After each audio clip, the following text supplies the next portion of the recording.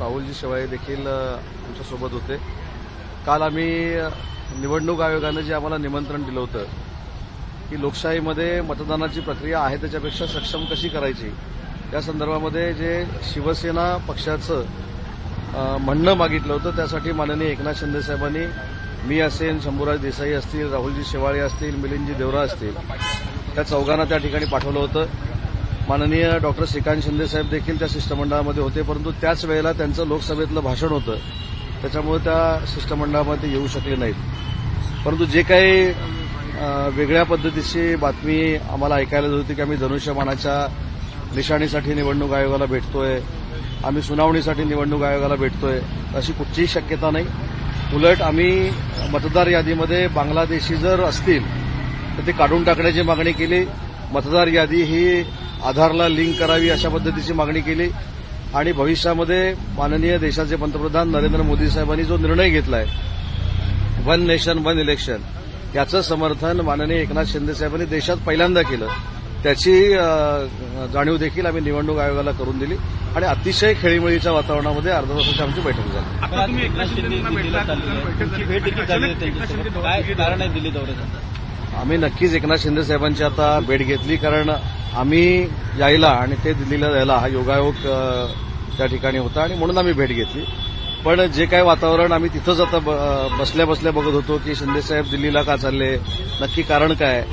दरवेळी अधिवेशनामध्ये पक्षाचे पक्षप्रमुख मुख्य नेते आदरणीय एकनाथ शिंदे साहेब हे अधिवेशनाच्या कालावधीमध्ये दिल्लीला जात असतात. दिल्लीमध्ये जे आमचे खासदार आहेत त्यांच्याशी भेट घेत असतात, अधिवेशनाचा आढावा घेत असतात आणि जे राज्यप्रमुख आहेत, देशातले शिवसेनेचे राज्यप्रमुख आहेत, त्यांना देखील एकनाथ शिंदे साहेब दिल्लीमध्ये भेटणार आहेत आणि हा पक्षाच्या दृष्टीनं दौरा आहे आणि त्यांचा वैयक्तिक दौरा आहे. भास्कर जाधवांनी एक पत्र त्यांच्या कार्यकर्त्यांना, समर्थकांना दिलं की कुठेही जाऊ नका, थांबा. त्याशिवाय ते असंही म्हणतायत की 40 वर्ष मी राजकारणात आहे, कोणी मला शिकवू नये की मला काय करायचं. पहिली गोष्ट अशी आहे की भास्कर जाधव साहेबांनी जे भावनिक पत्र दिलं ही त्यांची भावना आहे, त्याच्यामुळे त्याच्यावर टीका करणं, त्याच्यावर काहीतरी वेगळं बोलणं हे माझ्यासारख्या कार्यकर्त्याला योग्य वाटत नाही. शेवटी माझ्याकडनं देखील जर काही पदाधिकारी बाजूला गेले तर मनाला वेदना होता, त्याच्याबद्दल दुमत असण्याचं काही कारण नाही. पण परवा देखील दिल्लीला जाताना जी प्रेस कॉन्फरन्स झाली त्याच्यामध्ये मी सांगितलं की ज्यांनी पक्षप्रवेश केला त्यांनी कुठेही माननीय भास्कर जाधव साहेबांवर टीका केली नाही. उलट त्यांनी असं सांगितलं की ज्या पक्षामध्ये माननीय भास्कर जाधव साहेबांचं खच्चीकरण होतंय, माननीय भास्कर जाधव साहेबांवर जबाबदारी दिल्यानंतर देखील जबाबदारी ते पार पाडत असताना त्यांना मान सन्मान दिला जात नाही, ही भूमिका त्यांनी जाधव साहेबांकडे मांडली.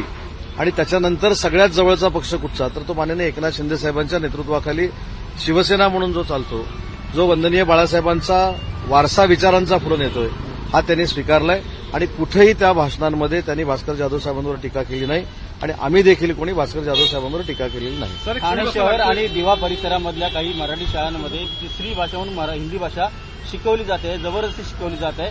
तसंच राज्य सरकार जीआर रद्द केल्याची माहिती देखील देण्यात आली, मात्र आमच्यापर्यंत कुठलाही असा जीआर पोहोचलेला नाही. अशा पद्धतीनं जबरदस्तीनं कुठच्या शाळेमध्ये जर केलं जात असेल तर मी स्वतः माननीय शालेय शिक्षण मंत्री दादा भुसे साहेबांची चर्चा करेन आणि जर एखादा विषय संपलेला आहे तो उकरून मुद्दाम काढण्याचा जर प्रयत्न कोण करत असेल आणि त्याच्यामागे राजकारण असेल तर आम्ही नक्की शोधून काढू. शिक्षक असतील किंवा मुख्याध्यापक अडून बसलेले आहेत आणि मनसे नाही, त्याच्यावर मुद्दा असा आहे की आंदोलन कोणी करावं न करावं हा त्यांचा वैयक्तिक प्रश्न आहे, परंतु अशा पद्धतीची भूमिका जर कोण घेत असेल तर त्याला शासन म्हणून आम्ही नक्की प्रश्न विचारतो. सर, संजय राऊत यांनी असा दावा केलाय की ते अनिल कुमार आहेत वसई विराचे आयुक्त, ते दादा भुसे यांची जवळचे आहेत. दावा आहे ना, रोजच करतात. सर, काल जे आहे ते अजित पवारांची वाढदिवसाची पार्टी होती, त्या ठिकाणी जे आहे ते कोणच आमदार आपले गेले मात्र मुख्यमंत्री एकनाथ शिंदेच फक्त गेले होते. पार्टी आपण त्याचा उल्लेख असा नको करूया, स्नेहभोजन असं आपण म्हणू, कारण पार्टी म्हटल्यानंतर आता वेगवेगळे प्रकार समोर तुमच्या येत आहेत. स्नेहभोजनाला आणि माननीय एकनाथ शिंदे साहेब गेले म्हणजे आम्ही सगळे गेलो. त्याच्यामध्ये एकनाथ शिंदे साहेबांवर आमचा विश्वास आहे. एकनाथ शिंदे साहेब आमच्या पक्षाचे सर्व आहेत, त्याच्यामुळे शिंदे साहेब गेले म्हणजे अख्खी शिवसेना गेली. जयंत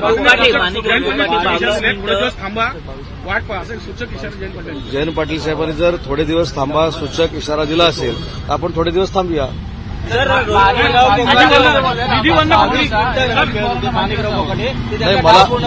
मला असं वाटतं की त्यांच्या पक्षाच्या नेत्यांनी, राष्ट्रीय अध्यक्षांनी याच्यावर जो काय असेल तो निर्णय घेतलेला आहे किंवा द्यायचा आहे त्याच्यावर आम्ही शिवसेनेचे आमदार किंवा शिवसेनेचे मंत्री बोलणं उचित नाही.